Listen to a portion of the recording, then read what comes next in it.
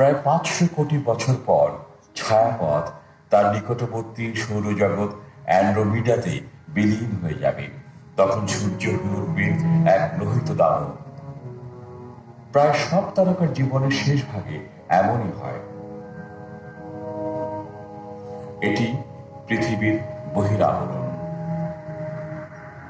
ভয় নেই, অনেকদিন পর মানুষ হারিয়ে যাবে, অথবা আমরা কেবল কল্পনাই করতে পারি।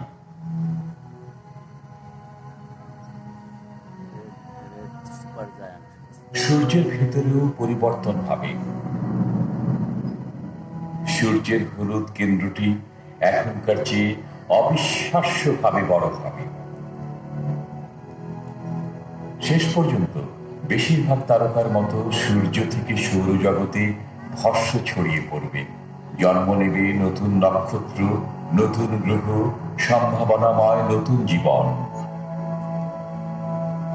শ্বেত বামন নামে পরিচিত সূর্যের অবশিষ্টাংশ কোটি কোটি বছর পর শীতল হয়ে মিলিয়ে যাবে।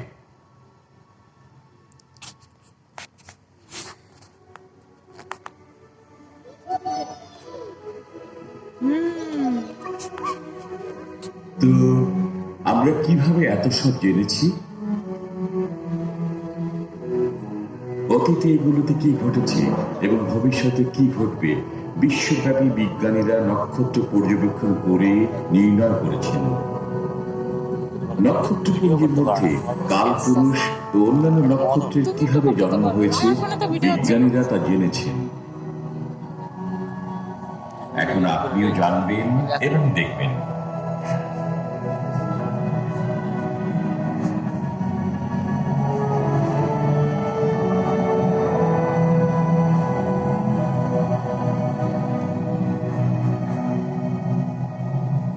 এটি কালপুরুষ নীহারিকা।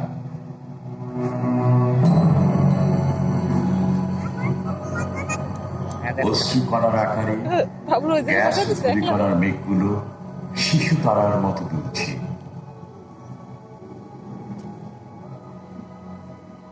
সৌরজগতে সর্বত্র ছড়িয়ে থাকা এমন অসংখ্য নক্ষত্র দেখা যায়।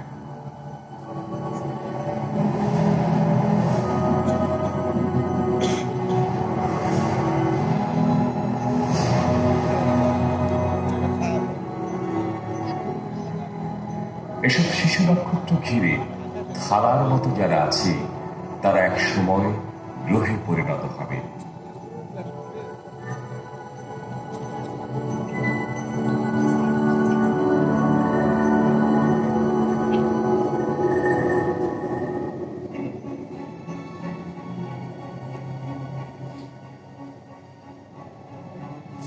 এখনো নক্ষত্রপুঞ্জ থেকে নক্ষত্র নির্গত হয়।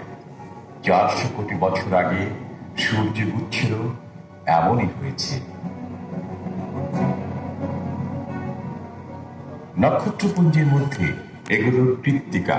আপনারা এই উজ্জ্বল নক্ষত্র দেখছেন, এগুলো 7 বোন বা সপ্তর্ষি নামে পরিচিত। নবীন নক্ষত্রগুলো এই গুচ্ছের মধ্যেই আছে।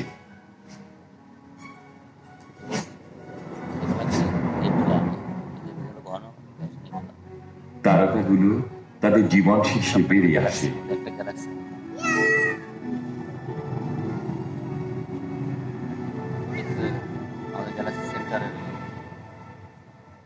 এগুলোর মধ্যে যে তারাটি সৃষ্টি হয়েছে সেটি কুণ্ডলীকৃত নীহারিকা। নক্ষত্রের অন্তঃস্থল, যা একটি পূর্ণবয়স্ক জলহস্তির ওজনের মতো হয়, সে যেন ইতিমধ্যেই শ্বেত অংশে আবৃত হয়েছে।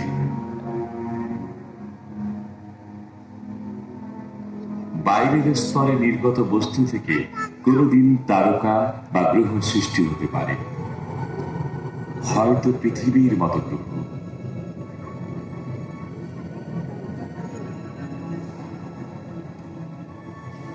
অথবা এটি কোনো সামগ্রী তৈরিতে যে সহায়ক হতে পারে, বিজ্ঞানীরা সম্প্রতি তা আবিষ্কার করেছে।